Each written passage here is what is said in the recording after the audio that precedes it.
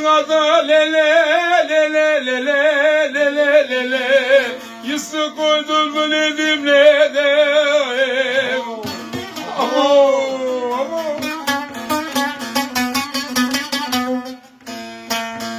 Amanım o senin de ismi bandan oy oy oy oy oy oy oy oy oy oy Kalbına doydum aman aman aman aman aman Oy kaderim kaderim de le le le le le le le le Yar benim kaderim kötü kaderim cansız can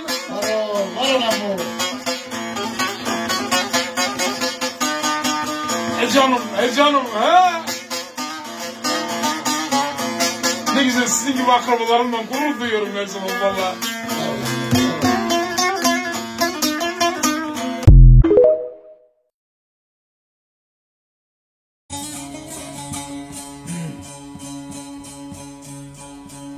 Aman efendim aman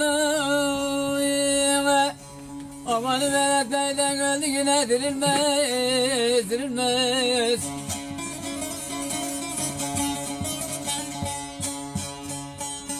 Hele kalkın gidelim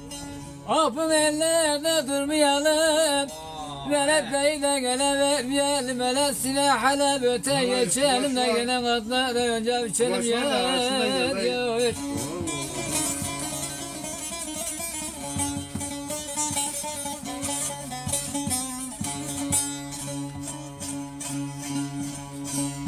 Kumaş şunlardan var, keten var, kumaş var. Şunlar keten.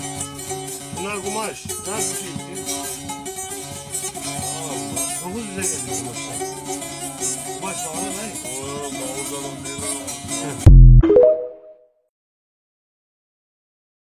Kırmızı gül hele nedim çiçek açmış senin bugün yüzünde güzelden oy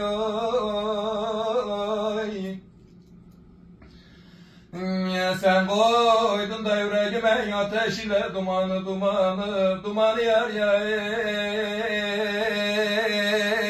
dumanı yar yar Aman gel gavur kızım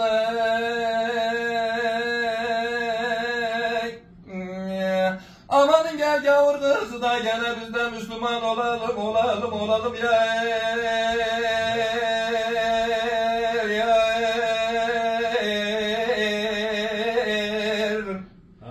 Hele dargın mıydın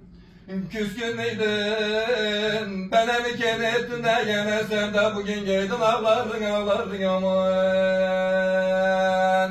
Aman aman aman aman belalım aman Amanım bitmez bitmez oldu da gene nedir şu dağların çayır çimeni çimeni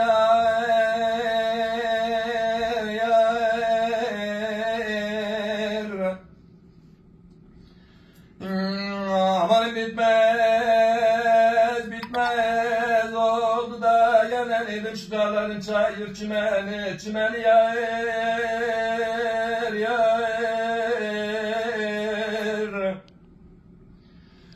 Yokmuş güzellerinde gene dedim bugün derin imanın imanın aman Aman aman aman aman belalım aman Aman gel gavur kızım Amanın gel gavur kızı da gene bizden Müslüman olalım olalım olalım ya